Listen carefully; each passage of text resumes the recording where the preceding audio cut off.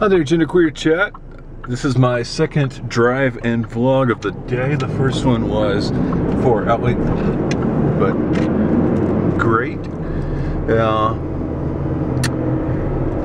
I am leaving work currently, and this week's topic is genderqueer at work. What do you wear to an interview?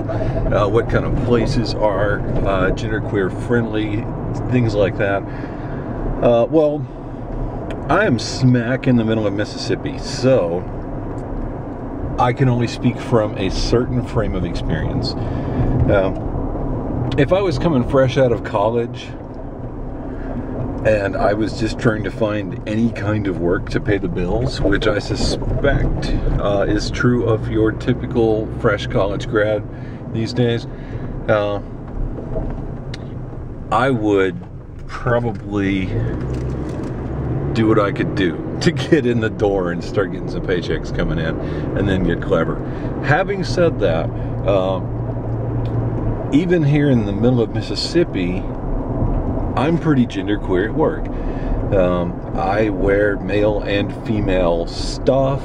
Sometimes I present as male or as female or as somewhere in between or whatever. It just depends on the day.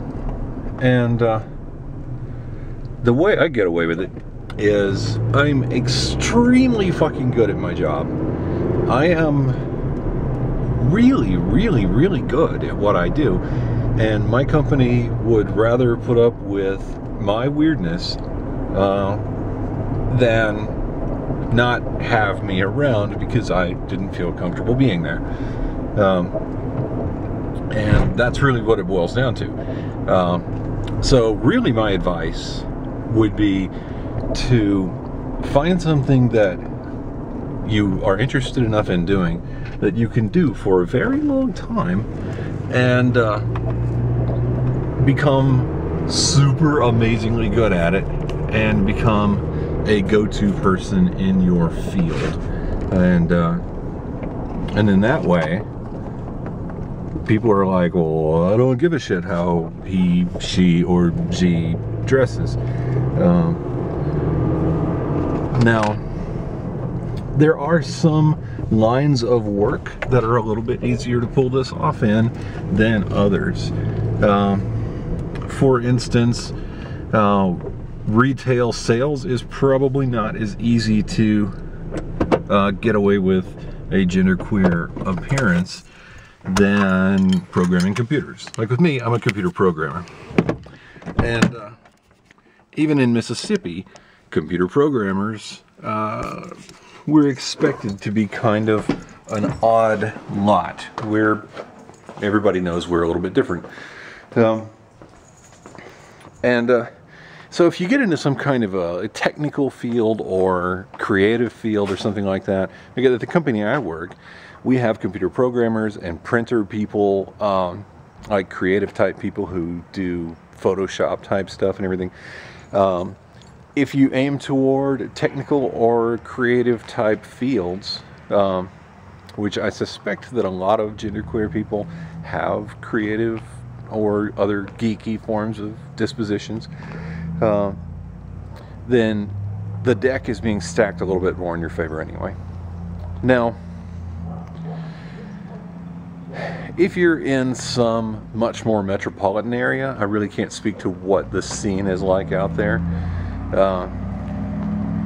And I don't know what I will be wearing if my company lays me off tomorrow and I have to go off interviewing. I just don't know. I would think that, you know, even in cases where I let the people I'm talking to know before I show up that I identify as, you know, kind of gender fuzzy and trans, I would probably still seriously consider going with some kind of male-ish attire for the interview. But I just don't know. It really depends on what I felt like I looked good in. And so, yeah, at the end of the day,